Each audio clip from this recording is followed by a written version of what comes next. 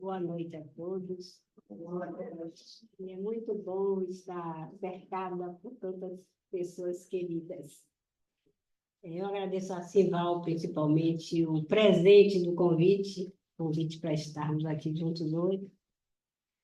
E confesso que não foi muito fácil para mim aceitar o convite, porque, afinal de contas, eu sou neta de Aristides Maltês, e para falar do homem enquanto encarnado e do espírito, já que eu não o conheci, quando ele faleceu, meu pai tinha 14 anos de idade, então eu fui garimpar algumas coisas para poder apresentar para vocês.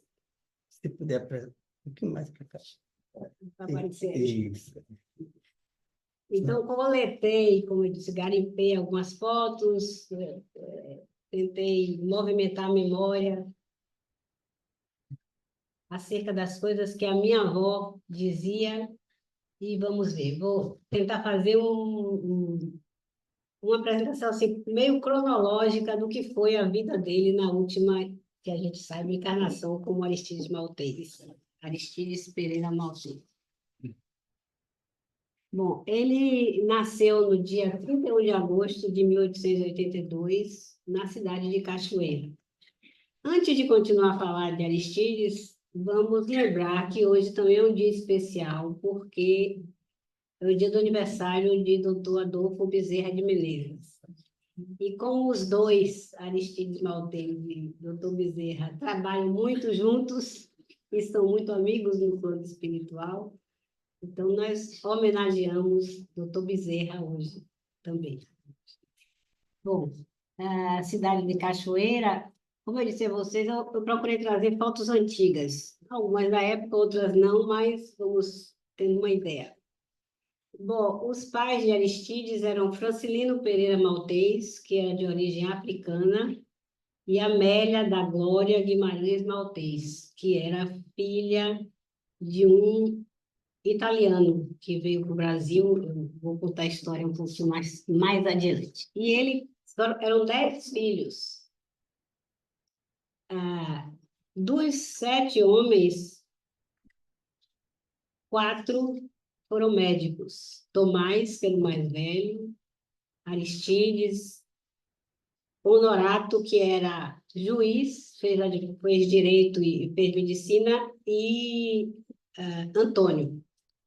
As 2 mulheres fizeram escola normal, mas aqui tem uma outra neta de um irmão de Aristides, que é Kátia, que está ali sentada, que tem até um depoimento, um áudiozinho dela, vamos ver se dá tempo de passar.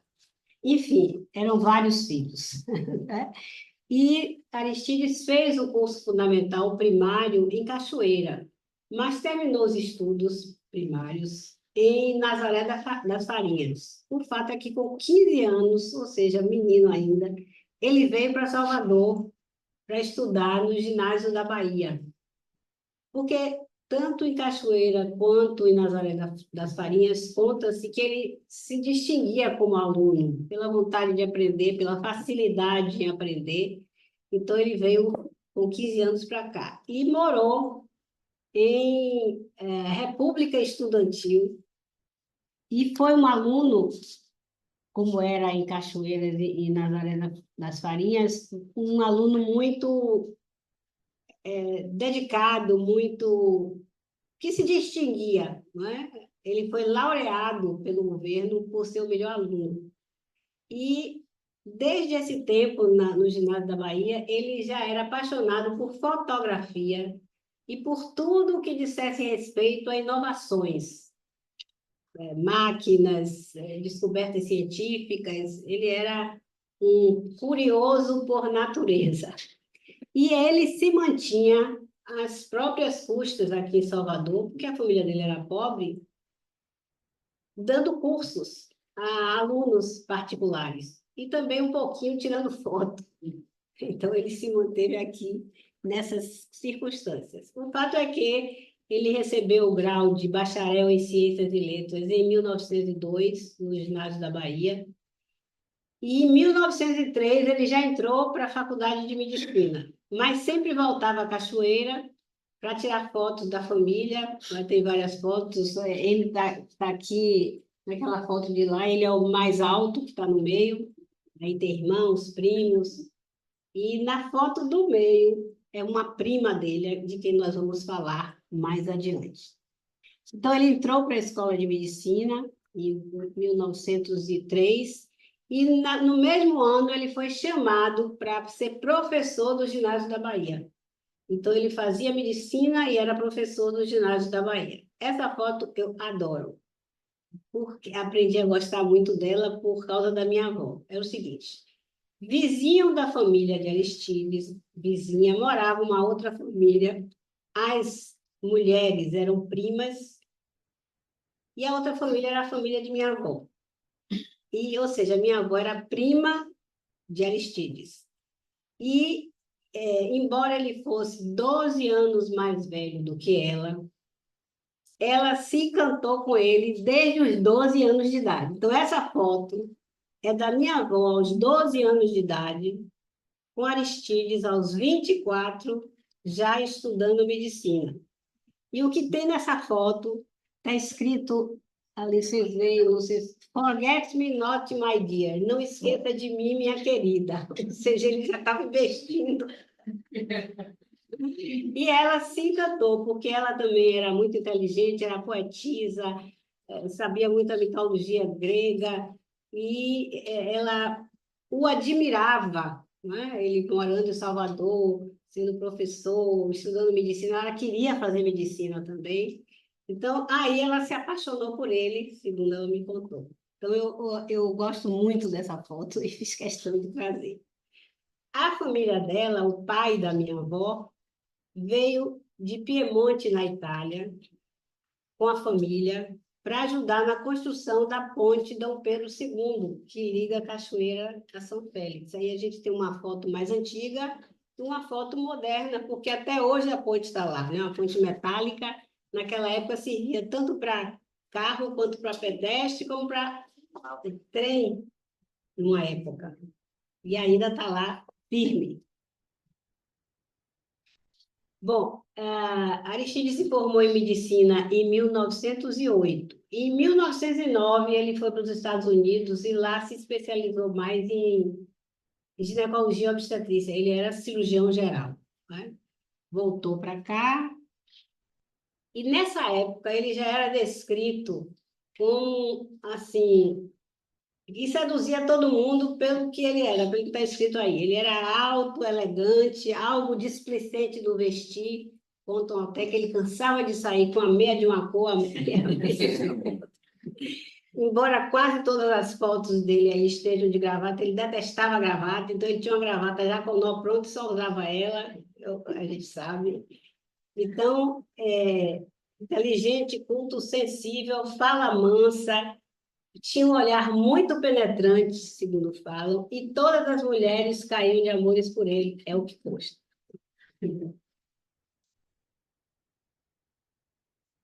Bom, como eu disse, mesmo formado em medicina, ele continuou lecionando no ginásio da Bahia. E olhem só do que é que ele foi professor. De grego, latim, inglês, francês, português, alemão, matemática, ciências físicas e naturais. E isso não é papo, porque eu tenho em casa escritos dele em alemão, tem livro em alemão, em francês, em latim. Então, não é só conversa. E ele chegou a ser diretor do ginásio por 2 vezes. Essa foto é apenas para mostrar um grupo de alunos, eu não o identifiquei aqui, mas tem a referência a Manuel Devoto, que adorava Aristides. Era um aluno, assim, um dos alunos de que ele mais gostava, é o que contam, né? Bom, e aí essa frase que eu botei acima, é uma frase dele, foi a seguinte situação. Ele foi arguir um aluno numa prova oral, um aluno de ciências naturais. Quem contou isso foi o próprio aluno à época, e é isso que ficou. E o aluno não sabia, né? Era numa sala, tinha outro professor arguindo outro aluno. Todas as perguntas que ele fez ao aluno, o aluno não soube responder. Mas ele aí explicava, ele fazia pergunta, o aluno não sabia, ele aí dizia o que era. Quando ele terminou de arguir o aluno, que não respondeu nada, ele pediu ao aluno que fosse tomar um copo d'água e que voltasse. E assim o aluno fez. Eu não sei o nome do aluno, minha avó sabia, eu não sei. E quando o aluno chegou, ele repetiu a mesma arguição e o aluno acertou todas as perguntas. E aí o professor que estava do lado dele questionou, puxa, mas o aluno não respondeu nada. Ele aí disse isso que está dito aí. Mas ele não sabia. Eu ensinei, ele aprendeu. Porque ele deu 10. Porque o aluno tinha aprendido.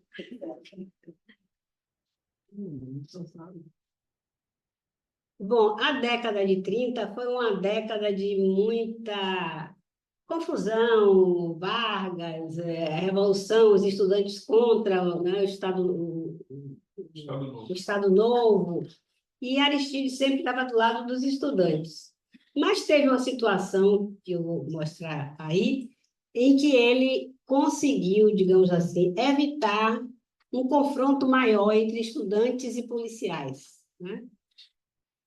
Os policiais invadiram o ginásio da Bahia e agrediram com cacetete uma aluna.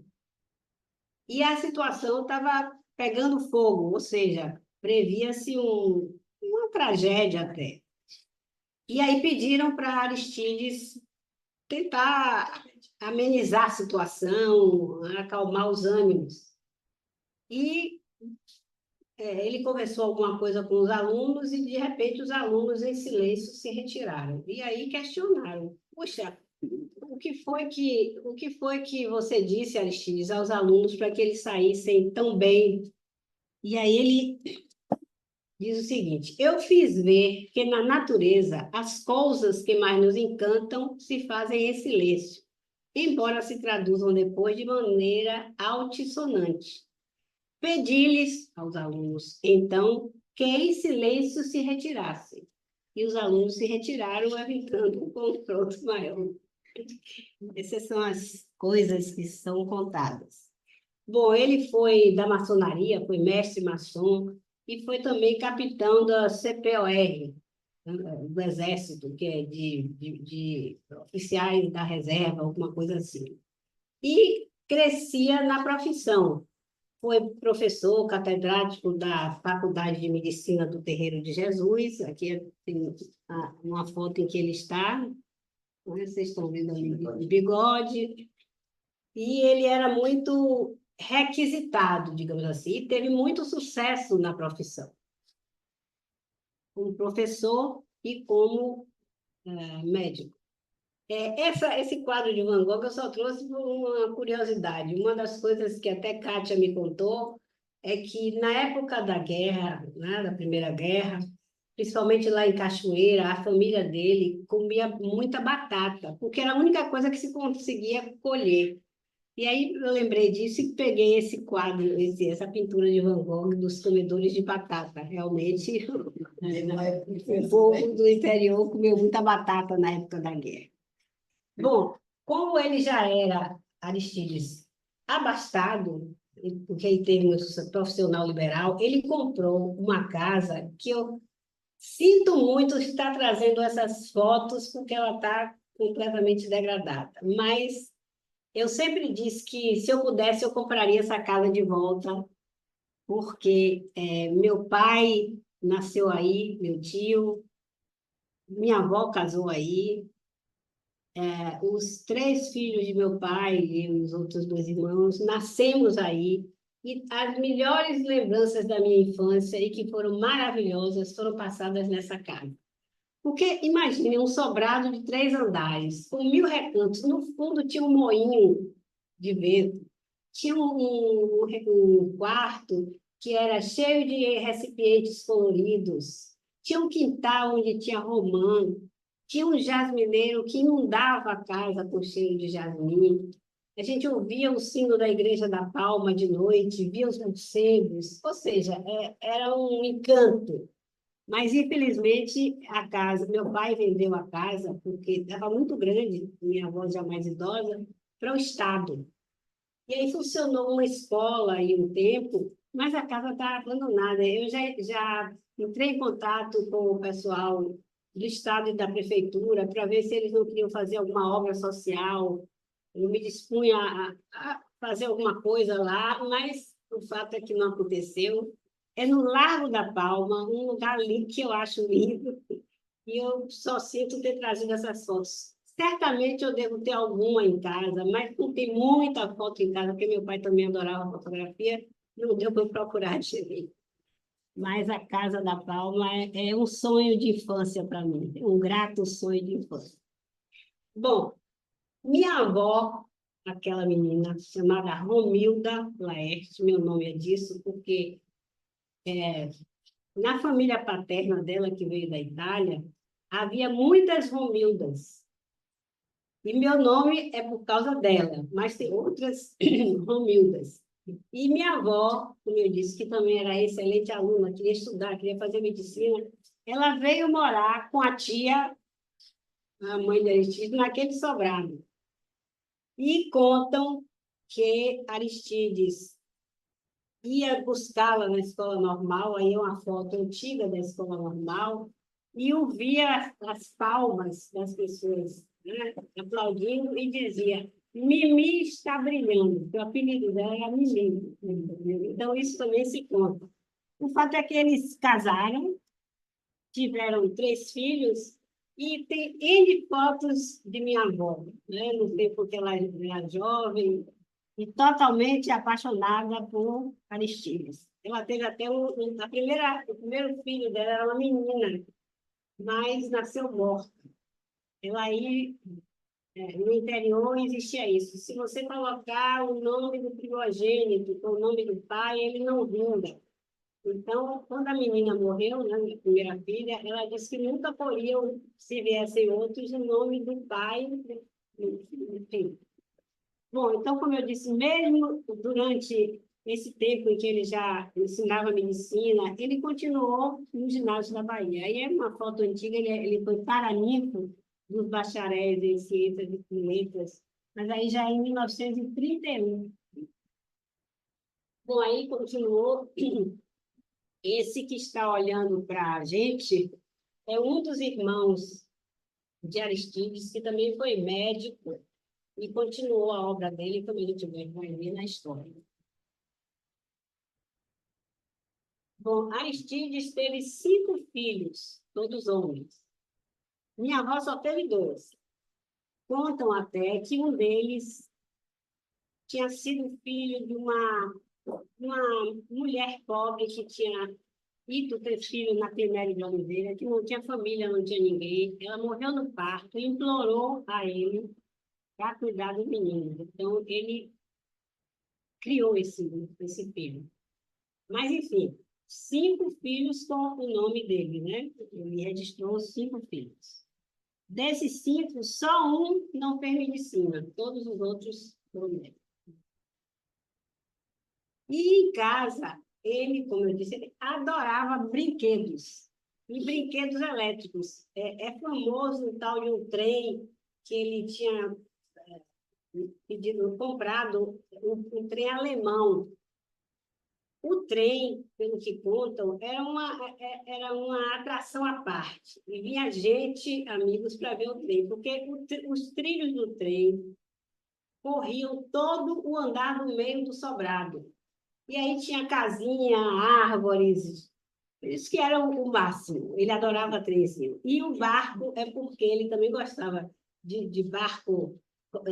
Vocês vão ver mais adiante que ele tinha uma casa em Pirajá, para onde ele ia com a família, e tinha um tanque, e ele ficava com os filhos brincando com os barquinhos, né? Então, ele gostava muito. E eu vi também, porque, como eu disse, muitos livros deles passaram para meu pai e tem alguns comigo.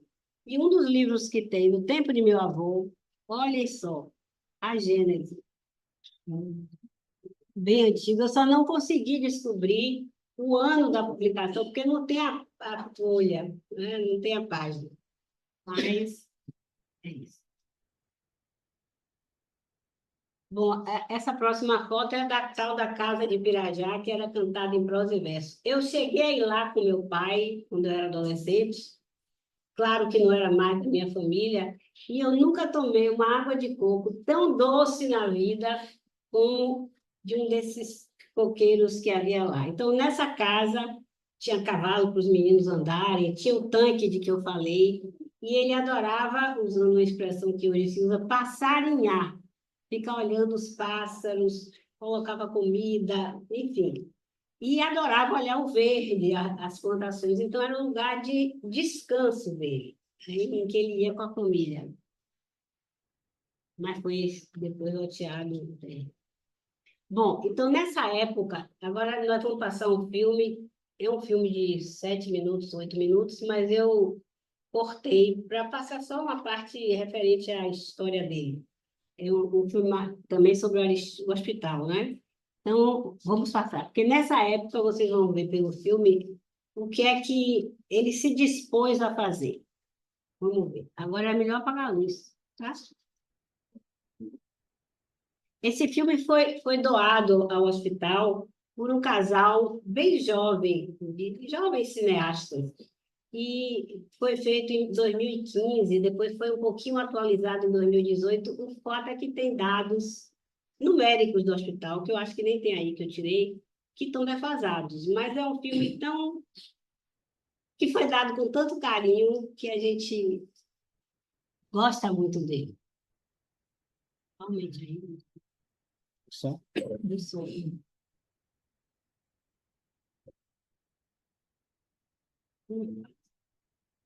O sofrimento da mulher baiana, portadora de câncer de colo uterino, e que, por falta de condições nos hospitais, padecia nas praças e passeios públicos, levou o professor titular da Cátedra de Ginecologia da Faculdade de Medicina da Bahia a aplicar todos os seus esforços para criar um Instituto do Câncer para a Bahia. Era o ano de 1936. Contando com 52 companheiros, Aristides Maltês fundou a Liga Baiana contra o Câncer.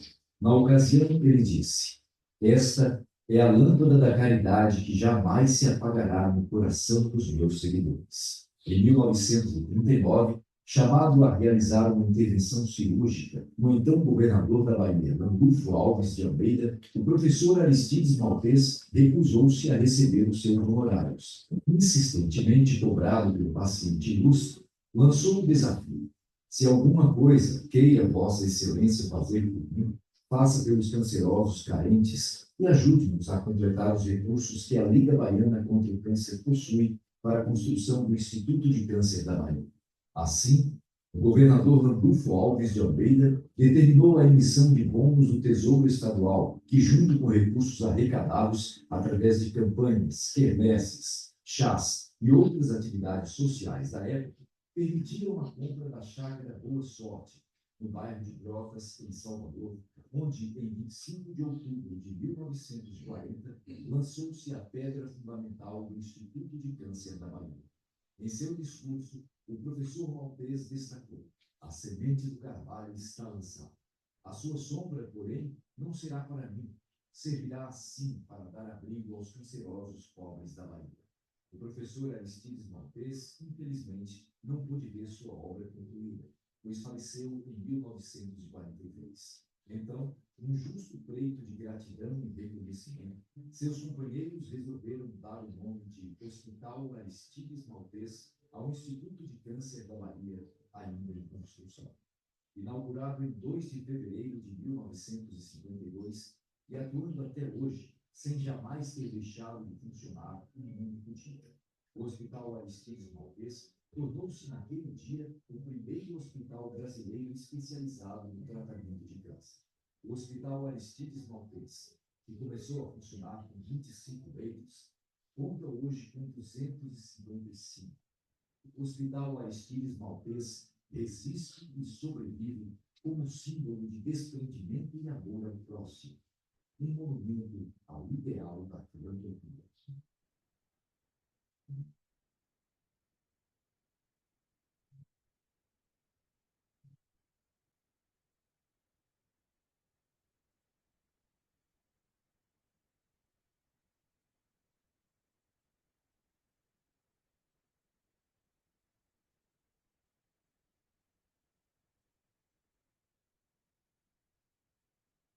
João de Barro, o nome do... O nome do...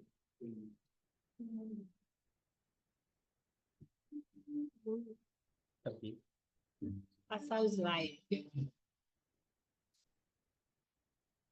Não é bonitinho o filme? Bom, os próximos slides... Esse aqui, né? O sofrimento da mulher baiana foi fatal. Tem uns repetidos, assim, repetindo a história, mas é porque eu peguei do material que a gente mostra no hospital. Aí, só para relembrar, quando Aristides Maltês ia para a Santa Casa de Misericórdia, que hoje não tem mais misericórdia, né? Santa Casa, tiraram a misericórdia.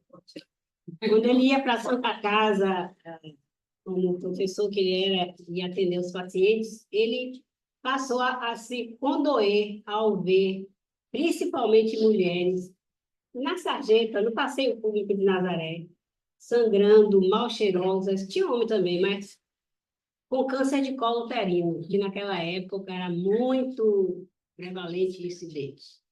E ele não se conformava, elas não tinham para onde ir.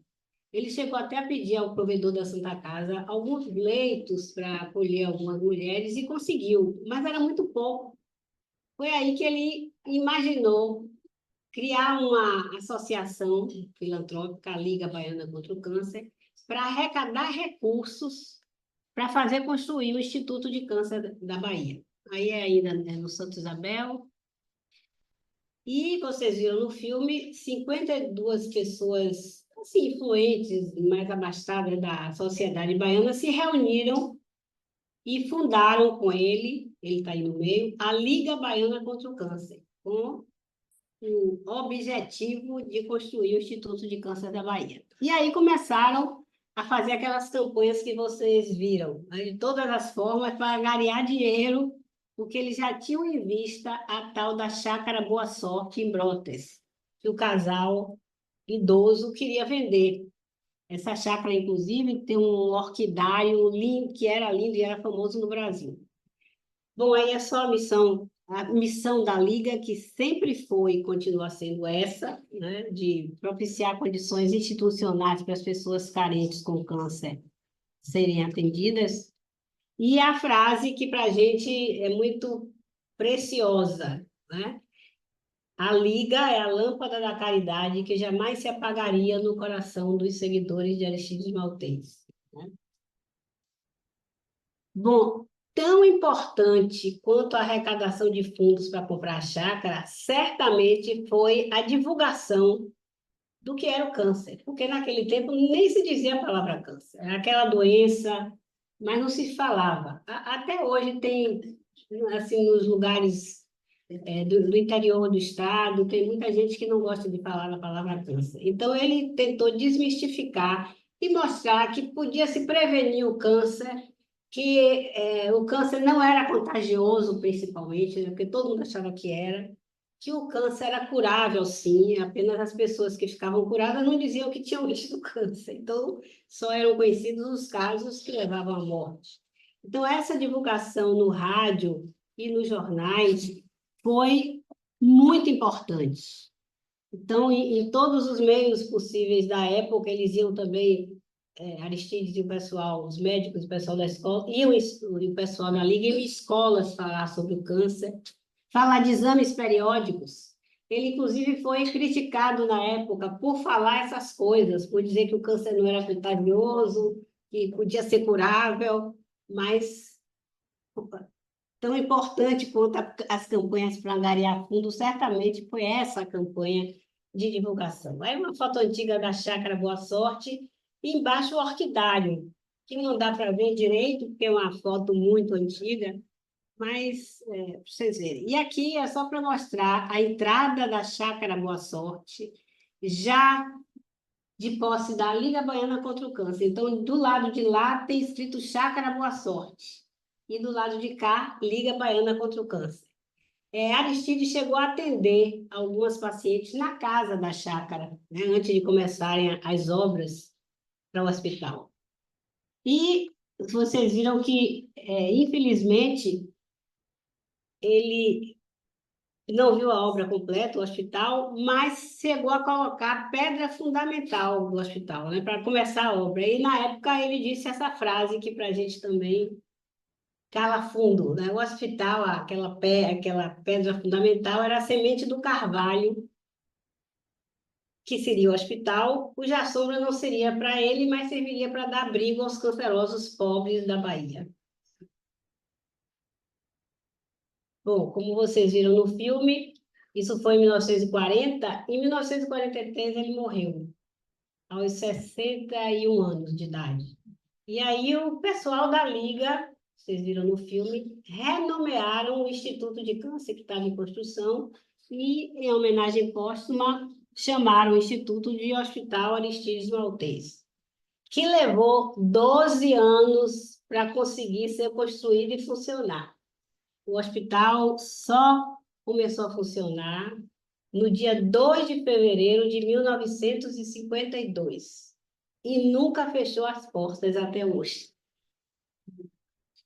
Bom, tudo isso, liga, hospital, campanhas, estão sob o grande guarda-chuva da filantropia. A filantropia era e é ainda muito valorizada por nós. A Liga é uma entidade filantrópica, o hospital é filantrópico. Filantropia, duas palavras, né? Filos, amor, no sentido geral de amor à humanidade, e antropos, homem. Então, filantropia é amor ao ser humano. Quando você se propõe a fazer alguma coisa filantrópica, é claro que você tem que direcionar para um campo, não é porque é um termo muito genérico. No caso da Liga Baiana contra o Câncer, todos os esforços dela são para manter, modernizar, para a sobrevivência do Hospital Aristides Maltês. E imaginem que, no início, lá de 1952 até 88, não existia Previdência, não existia INAMPES, Fundo Rural, nada. O hospital, que eram só 25 leitos, era mantido porque as senhoras da comissão feminina que existia saíam de pires na mão, pedindo às grandes empresas da Bahia, as grandes fortunas, ajuda para manter o hospital. E todo mundo sempre ajudou. Um dos grandes benfeitores, podemos dizer, do Hospital Aristides Maltês, nessa época, foi Mamed Paz Mendonça. Ele nunca se furtou a ajudar, e as mulheres, inclusive minha mãe no meio, iam sempre, né, porque tinha comissão feminina que era para isso, mulheres da sociedade baiana, pedir ajuda para o hospital. Então, uma média ajudou muito a Irmã Dulce e ajudou muito o Hospital de Maltês nos primórdios.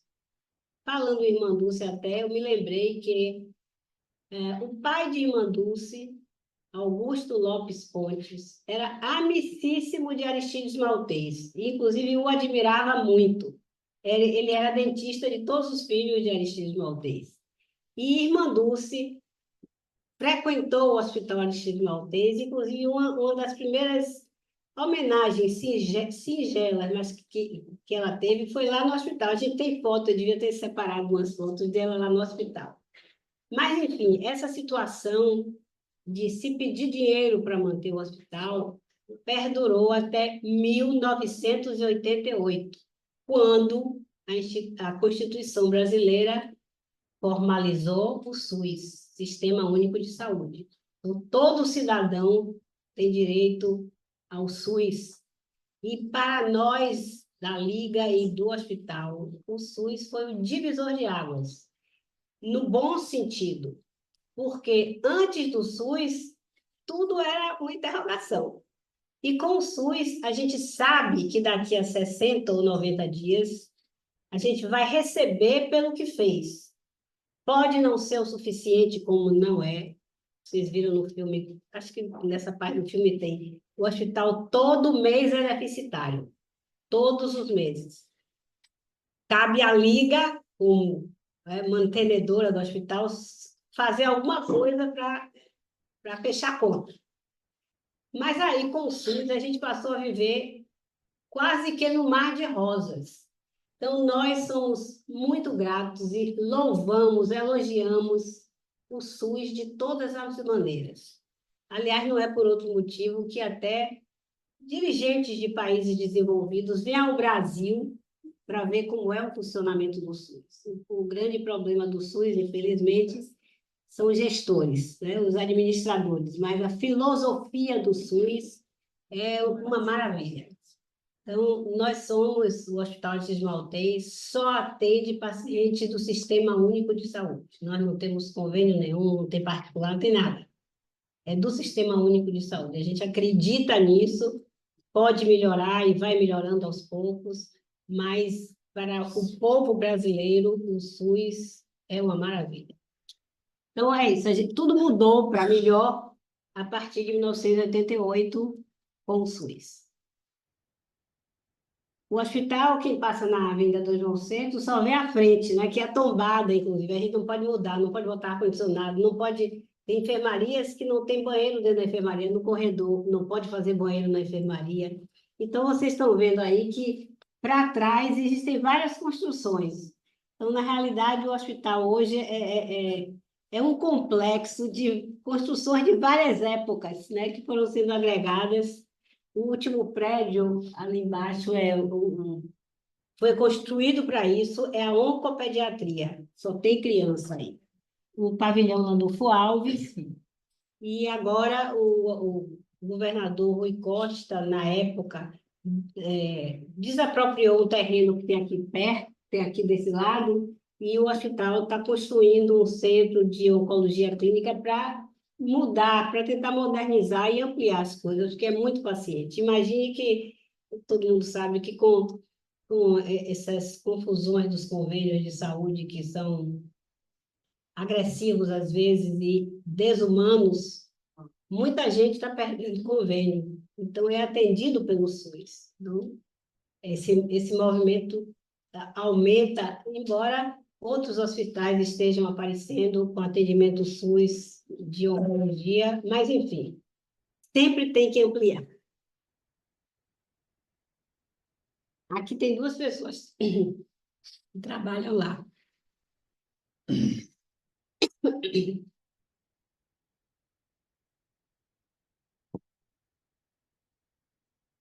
Deixa eu ver se eu vou continuar.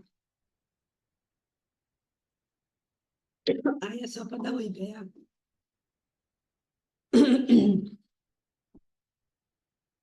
O número de casos de câncer em 2023.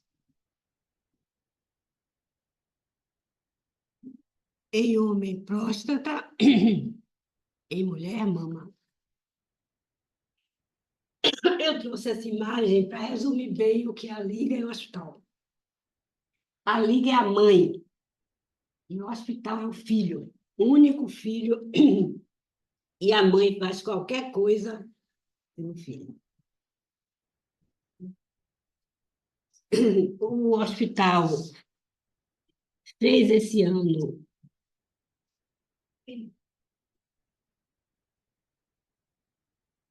Não, vai voltar.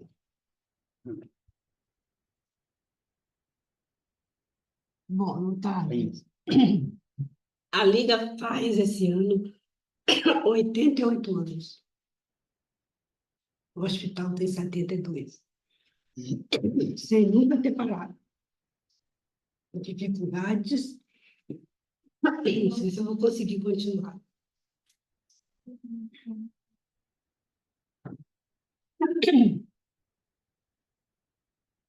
Mas, principalmente, o povo da Bahia sempre ajuda quando a gente precisa. Não é perfeito, tem muita coisa a melhorar, mas aos pouquinhos a gente vai. Algumas histórias de Aristides, vai ser bom que eu vou botar o depoimento de Kátia, enquanto eu melhoro. Em 30 de janeiro de 1949, há 45 anos atrás, o grávida Ana Pereira Filho comecei a ter contrações de madrugada. E aí fui para o hospital espanhol, então estava tudo certo para eu ter um parto e eu queria fazer um parto normal. Daí chegando lá, disseram que eu tinha vaga, porque eu fosse para o hospital, na Ladeira dos Galés, no Hospital Geral, em Douglas. Eu fui para o Hospital Geral de Brotas e chegando lá, constataram que o bebê estava sentado, então não poderia ter fazer o parto normal, ia ser uma cesariana. E colocaram no quarto, já com soro, preparada para fazer cesariana. Só que ele não queria fazer cesariana. Enquanto isso, meu marido ficou fazendo a admissão na secretaria. E eu no quarto, sozinha, comecei a rezar e chamar para o doutor Aristides, porque meu pai falava muito que o doutor Aristides fazia muitos partos, mesmo depois de desencarnado. Então, comecei a chamar por ele, pedir ajuda, e quando eu olho para o meu lado direito, eu vejo o doutor Aristides em pé, e virar para mim e dizer assim: vá para o Hospital Espanhol, que tem uma vaga lá, e você vai ter a criança normal. Eu disse: não é possível, a criança está sentada. Aí eu só senti uma dor imensa na barriga, e minha barriga rodou. E as mãos dele trabalhavam por cima da minha barriga. Daí ele teve assim, quando terminou dele fazer a rotação do meu bebê, ele disse: levante e vai embora para lá. Aí eu tirei o soro, eu mesma tirei o soro, mudei minha roupa e fui na secretaria. Quando eu cheguei na secretaria desse hospital, aí eu disse para o meu marido: eu não vou ter bebê aqui, eu vou para o Hospital Espanhol, porque não vaga lá para mim. Aí os médicos ficaram horrorizados, as enfermeiras, todo mundo: não, você não pode sair dessa maneira, é perigoso você sair uma hora dessa da madrugada em trabalho de parto, não, mas eu vou sair. Então, assinei um termo de responsabilidade, dizendo que eu tinha desistido de ficar lá nesse hospital da Ladeira dos Galés, e fomos para o Hospital Espanhol. Chegando no Hospital Espanhol por volta de umas 5 horas, 6 horas da manhã, quando eu cheguei, disseram: não tem vaga. Eu disse: mas tem, me disseram que tem uma vaga aqui. Aí, depois de 5 minutos, veio a enfermeira e realmente pagou o quarto 609. Então, a senhora pode ir também. Aí eu fiquei, fui para esse quarto 609, esse apartamento 609, e continuei o trabalho de parto. A criança de cabeça, na posição perfeita para nascer em parto normal, e de tarde, às umas 2 horas, nasceu Clarissa, de parto normal, tranquila, com saúde perfeita, e eu agradeço muito a doutora Aristides por essa grande ajuda que ele me deu.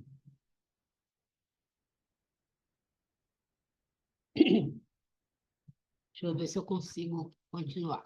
Bom, como eu disse, são histórias. A primeira história que se sabe de vovô de Aristides, depois que ele desencarnou, ele tinha 2 meses que tinha desencarnado, e uma paciente dele que morava na época em Santo Antônio de Jesus, o filho dela estava doente, os médicos não sabiam o que era, desenganaram, como se dizia, o menino, e ela contou depois que Aristides chegou no quarto, disse a ela para ficar calma e que o menino ia ficar bom. Colocou as mãos no menino e saiu, e o menino ficou bom. Então ela contou, agradeceu, só que aí que ela soube que ele já tinha desencarnado. Ele tinha 2 meses de desencarnado. Então essa paciente de Santo Antônio de Jesus foi a primeira que referiu alguma coisa desse tipo. Tem outros casos, muitos casos de parto. Tem um que todo mundo conta ainda hoje no Hospital Santa Isabel, de uma parturiente do Hospital Santa Isabel, um trabalho de parto complicado. Ela estava ela estava num quarto, deixa eu ver se eu me lembro da história, mas, em resumo, ela estava em trabalho de parto complicado. O médico foi se arrumar, sei lá, para vir tentar fazer o parto, e quando os médicos e enfermeiros chegaram, ela estava com o neném no braço. Mas quem é que fez seu parto? Não, eu não sei. Foi um senhor que veio aqui que fez o parto. E aí, lá, como ele era professor, tinha sido professor, tinha a foto dele. Na enfermaria, se eu não me engano, era Santa Marta, hoje eu não sei como é que se chama. E ela viu a foto e disse: foi esse médico que fez meu parto. Então, tem vários casos nesse sentido. Ele vivo ainda, tem uma história que, assim, tinha uma senhora que fazia faxina na casa. Ele estava em casa nesse dia, descansando depois do almoço, e tinha um piano na sala, naquela casa que eu adoro, e, de repente, essa senhora sentou no piano e tocou músicas clássicas maravilhosas. O pessoal da casa, ele estava de junto, ele veio, sentou próximo a ela e fechou os olhos, e aí o pessoal da casa, minha avó, umas irmãs, vieram ver o que era. Ele pediu para todo mundo se afastar, ficar em silêncio. Ela tocou as partituras lá que ela quis, e quando ela terminou, ela ainda mediunizada, agradeceu a ele, porque a presença dele é que tinha permitido ela se expressar daquela maneira. Uma opção de gente foi testemunha, né, dessa história. Então, ele ainda encarnado. E tem uma outra história, além dos partos que ele fez.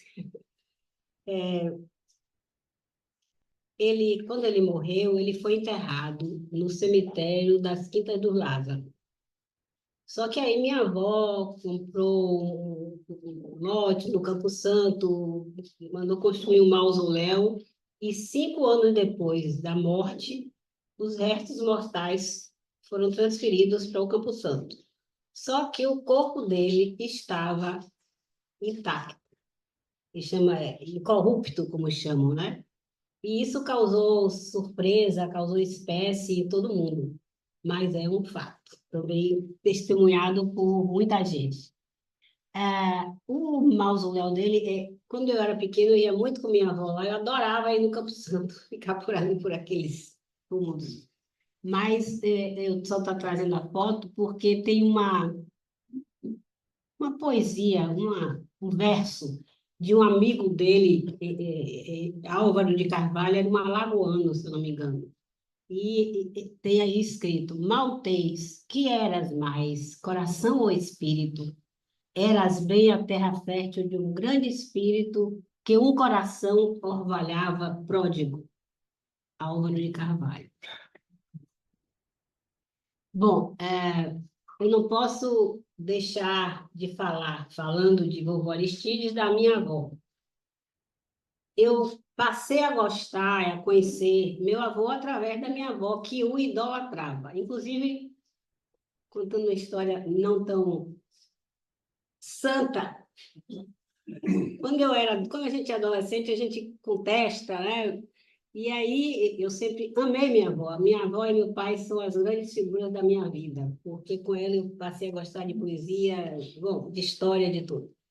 E aí eu tinha 16, 17 anos, e aí eu falei: mas voinha, como é que a senhora fica falando de vovó Aristide, que era isso, que era aquilo, que a senhora gostava dele? Ele tinha outras namoradas, teve filho na rua, como é que a senhora fica falando? Era de minha filha.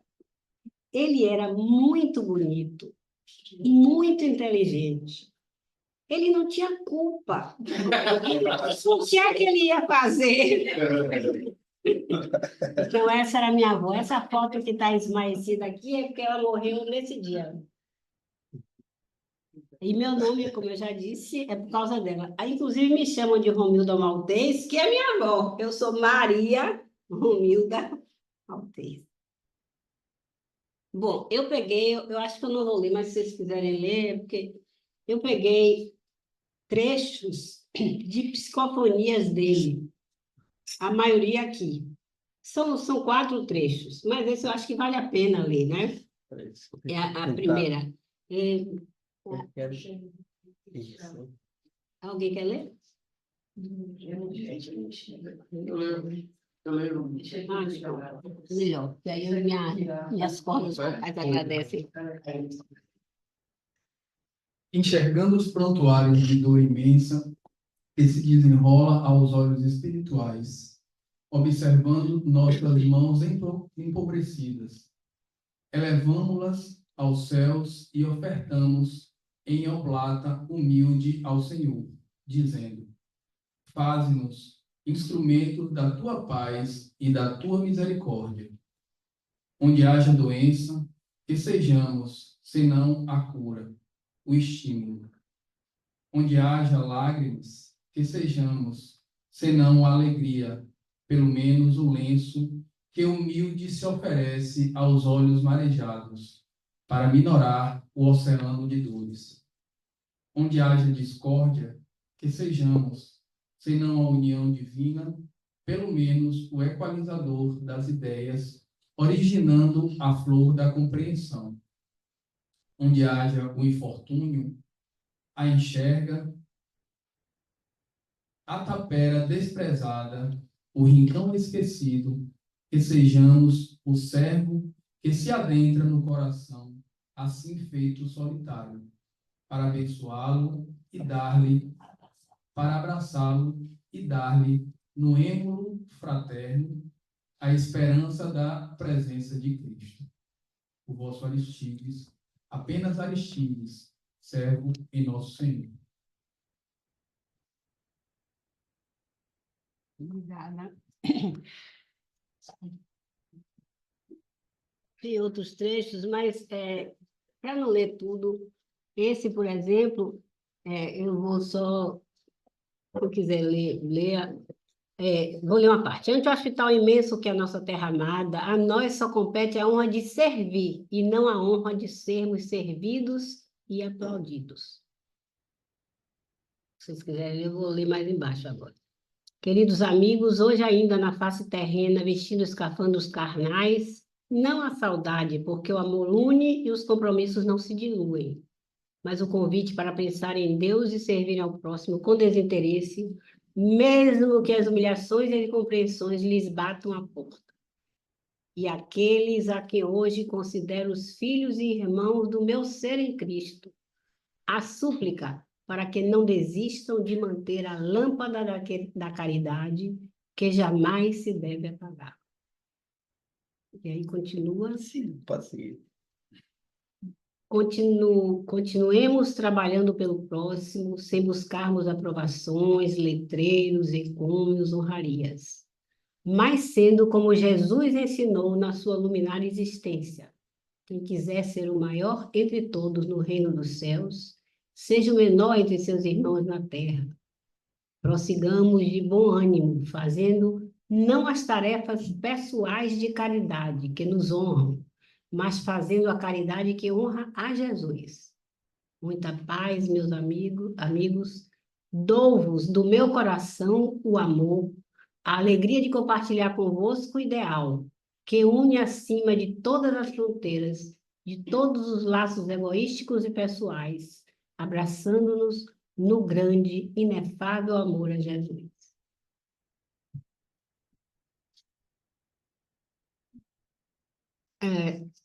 Esse aqui é grande, mas ele nos chama a atenção que a gente não deve ficar querendo se comunicar com os parentes que já foram. Porque ele explica que nem sempre essa comunicação vai ser saudável para a gente, porque tem a emoção, tem as questões não resolvidas, então que não é prudente a gente fazer isso, de um modo geral, né? Quem quiser ler, leia. E ainda diz que quem quer muito falar com o parente ainda está sujeito às fascinações, né? Aos espíritos, tanto aos médiuns incautos, como diz aí, quanto aos espíritos zombeteiros. Então, o principal é a última frase dele. Recomenda-nos Kardec. A veracidade da comunicação está na sua espontaneidade, no seu descompromisso com a obrigação de acontecer.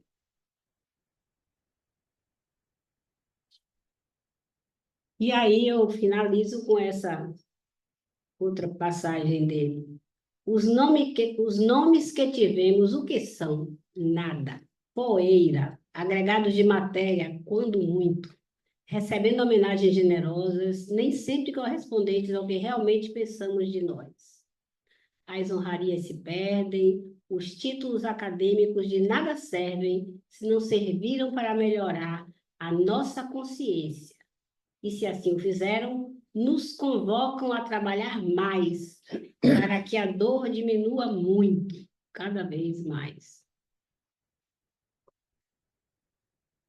E aí, eu finalizo Espero que vocês tenham gostado, mas pedindo, vamos atender a súplica dele de mantermos a lâmpada da caridade, que é a lâmpada do amor, acesa em nossos corações em relação ao nosso próximo, aos nossos familiares, aqueles que mais precisam de nós. Então, muito obrigada pela atenção. E para lembrar a lâmpada acesa, eu trouxe aqui para cada um uma velinha de LED para acender.